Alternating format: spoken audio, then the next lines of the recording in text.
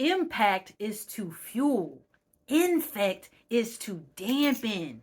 What's going on, family? It's your girl, Guruji Chastity. In this episode, we are going to discover how your mother wound can either impact or infect your everyday life. We getting deep on them, okay? Let's jump right in. So, as I said, when I jumped off the cliff and I dived in, and I said, what's something real juicy and catchy that I could put on them? I said, oh, impact is to fuel, infect is to dampen. So when we start to heal our mother wound and we reflect back on the relationship that we had with our mother, we don't have to play the blame game. We don't have to go into the mental Rolodex and say, oh, she did this, she did that. Oh man, she made me feel like this. And then we don't got to do none of that.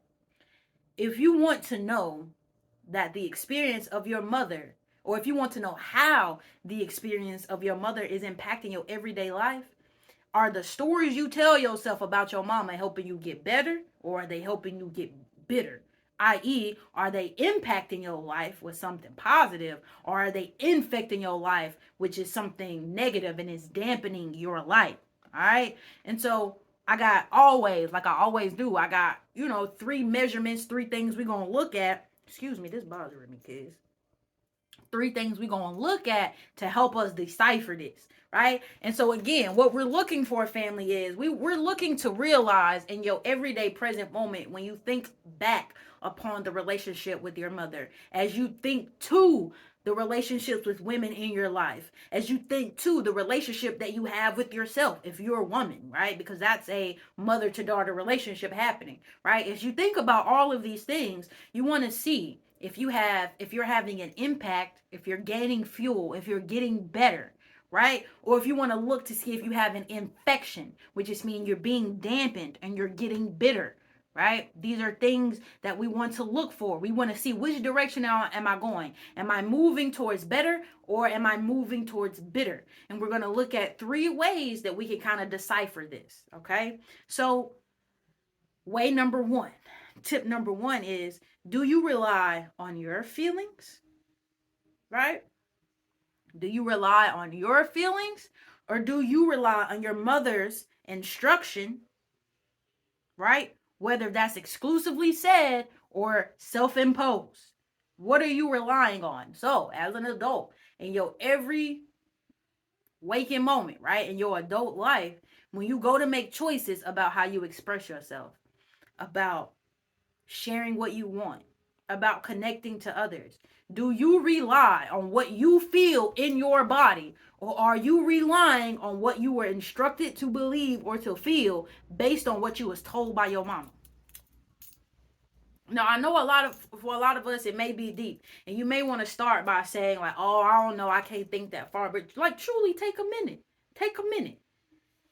minute, because your feelings don't live in your head. So even if you say, no, I don't process my feelings in my body, but I do think about them.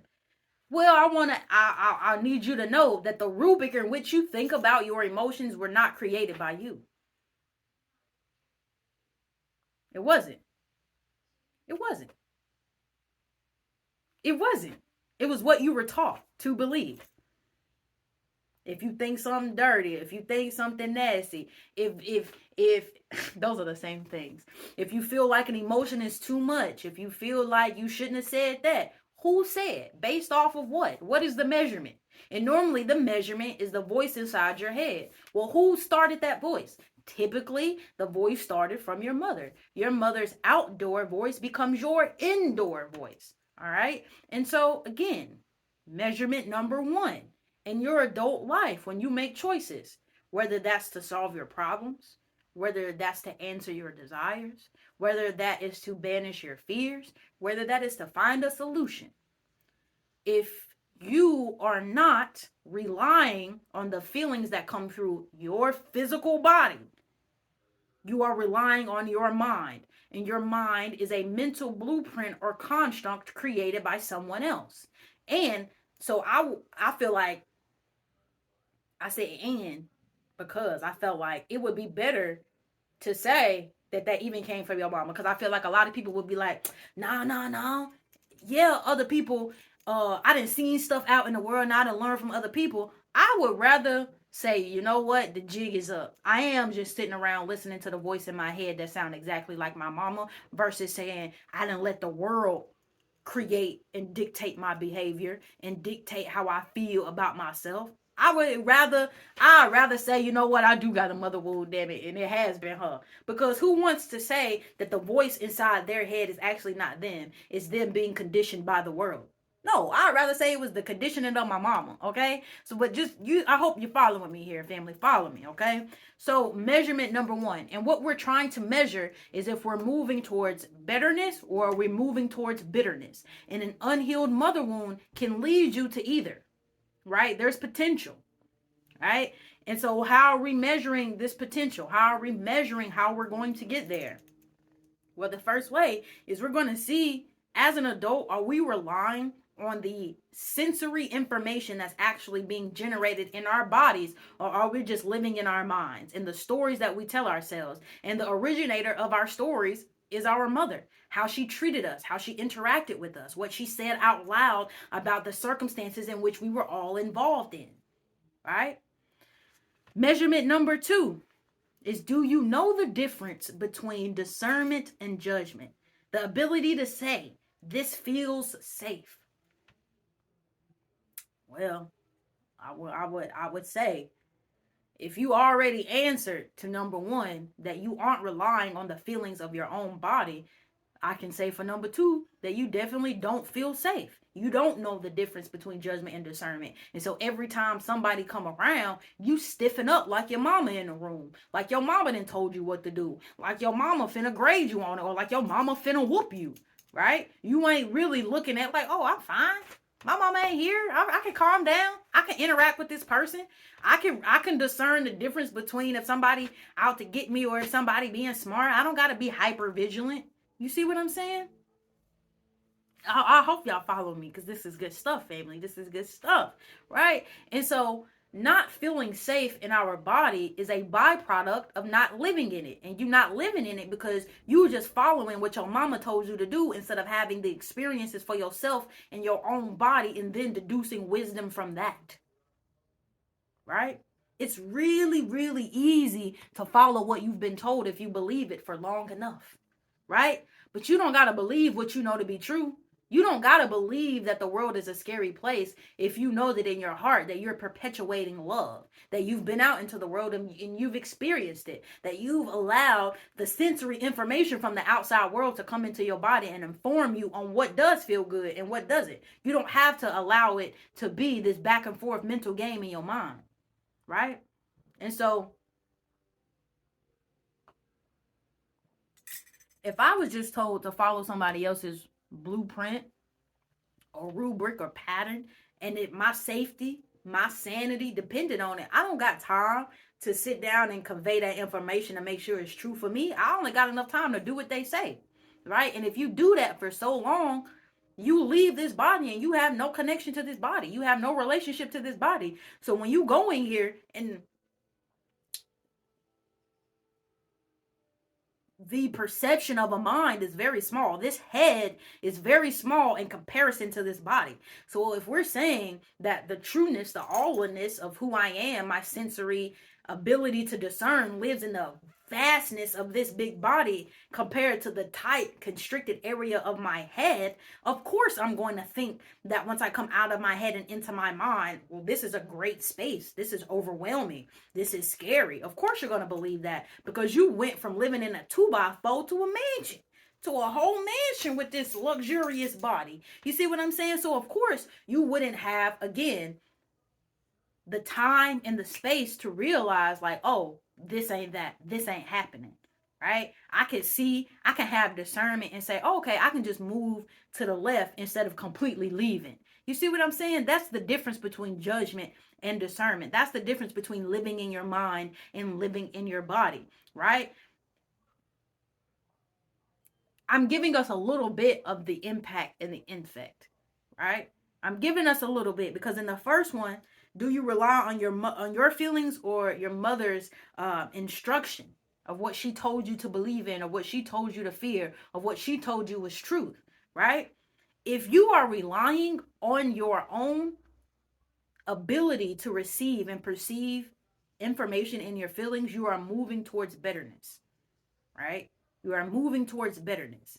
But if, as an adult, if you are relying on the voice in your mind to make choices in your life, you are creating bitterness, right? You are creating bitterness because the voice in your mind is always overly self-critical. The voice in your mind never really says you can do it. The voice in your mind always says, I told you so, right? And then when you start to have a habitual voice that says, I told you so, you're going to have experiences that create that to be true. And the byproduct of that is bitterness. If I get a rag wet, the byproduct when I wring it out is going to be water, right? And so if I go out into the world living my life with the voice of someone else in my head, every time I wring it out, every time I take a beat, I am squeezing out bitterness ever so often because life is not happening by my design. It's not happening based on how I feel. It's happening based on someone else's truth that I'm trying to follow, right? So having the ability to know the difference between discernment and judgment is the first ability. Are you, as an adult, in experiences clenched up because you acting like your mama in the room? You acting like the person you trying to express your feelings to is your mama, and they finna shoot you down, and it just ain't gonna go right, so you ain't even gonna express yourself. Like, if you have moments like that, you need to stop and see. It's not actually the person and how they're being. It's what you're perceiving to be true about that person. And normally what you are perceiving to be true is about your first relationship, which is the one you had with your mama. And so whatever you ain't work out with your mama, you just are experiencing with other people. Do you have the ability to discern that? If you don't, as an adult, again, you're being led to bitterness. Being led to discernment is the better path to say, you know what, this dude, you do kind of act like my mom, and that is kind of triggering, but I realize you're not my mama, and you're not really out to get me. You're not trying to embarrass me. You're not trying to shame me. You just trying to express yourself too. So you know what, I'm not gonna get mad. I'm gonna express myself maybe in a different way, or I'm gonna have more patience with you, or I'm gonna be more compassionate because I realize this ain't that. Measurement number three is, are you able to follow what feels good through setting and maintaining boundaries, all right, towards what doesn't, right? And of course, I'm reading my notes, family, so don't mind me. Ain't nothing perfect around here, okay? So the last measurement is what we're looking at in your waking everyday life. Are you able to follow what feels good and set healthy boundaries around what don't? And how that normally shows up is, you ain't know, like when you was a kid, you ain't know when your mama was gonna be cool with you, when your mama was gonna give you the love that you really wanted. So them moments when she was feeling spicy and juicy and she was just ready to connect with you and be down, you just soaked it all in. You just soaked it all in, right? Cause you ain't know when you was gonna get it again. And so that's how you behave as an adult. People, you just let anybody in your life, you let anybody give you a little sprinkle, a little razzle dazzle, because you don't know when you're gonna have it again, because you're not giving it to yourself, for one. But that's where it stems from. And so as a kid, you weren't able to follow what felt good for you because you wanted her to be happy, right? And so that's what I just described. When she was feeling juicy and she was feeling spicy and she was ready to connect and love on you because she felt good, right? That taught you to cut off what goodness felt like for you, because the only priority is making sure she feel good, because when she feel good, I inadvertently feel good. And then you begin to create a life with other people like that as an adult. And you, as an adult, you've learned to prioritize other people's ability to receive pleasure over your own. You have poor boundaries. You let anybody in. You want to know how I know? Not because I done studied it, because I done it. I done it. I was in a relationship pattern 11 times. And I'm not talking romantic.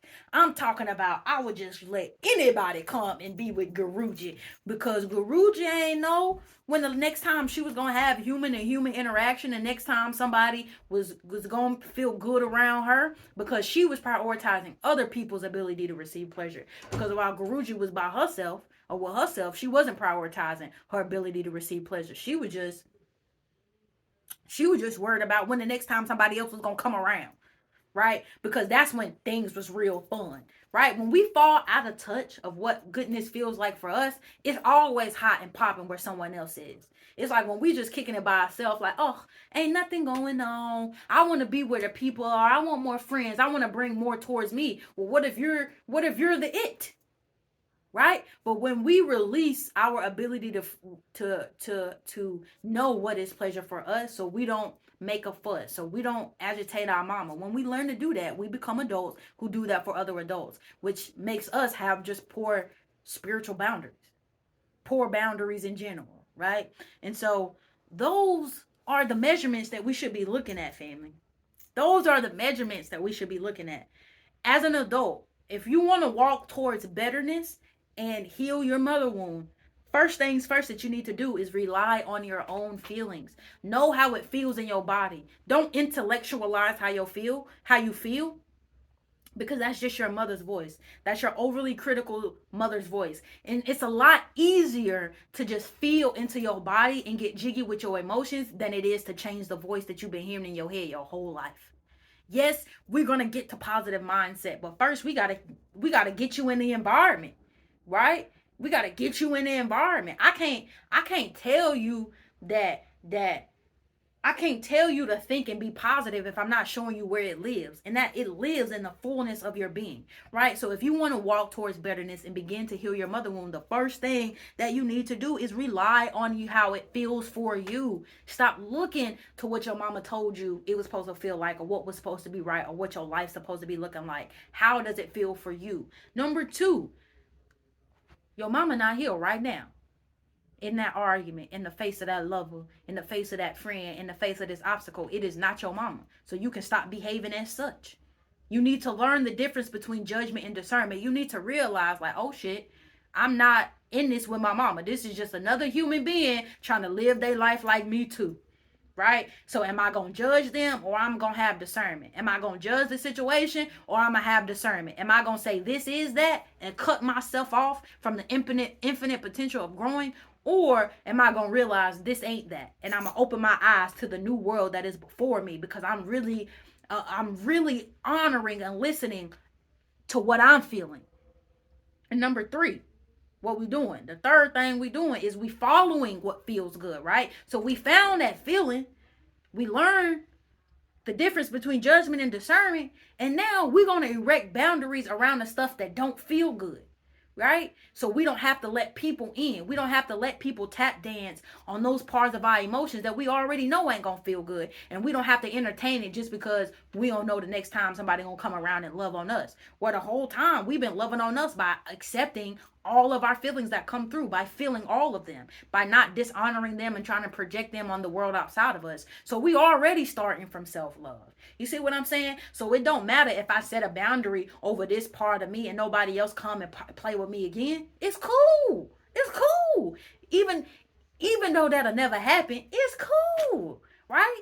Right? You see what I'm saying? So that's what we talking about, family. That's what we own. So this is what I need you to do. I need you to check out the blog in the description, where I share some in-depth tips on how to reparent yourself, right? Because that's what all of this is. This is just a matter of reparenting. And so, yes, I've showed you these 3 simple ways, but we can take it deeper. And so if you're ready to take it deeper and begin reparenting yourself and offer yourself all of these juicy things that I talked about, if you want to release yourself from the path of bitterness and really begin to reparent yourself towards the version of the parent that you should have had, toward that experience of better, all you got to do is click the link in the description, family, and I got you. Until next time, I love you. Peace out.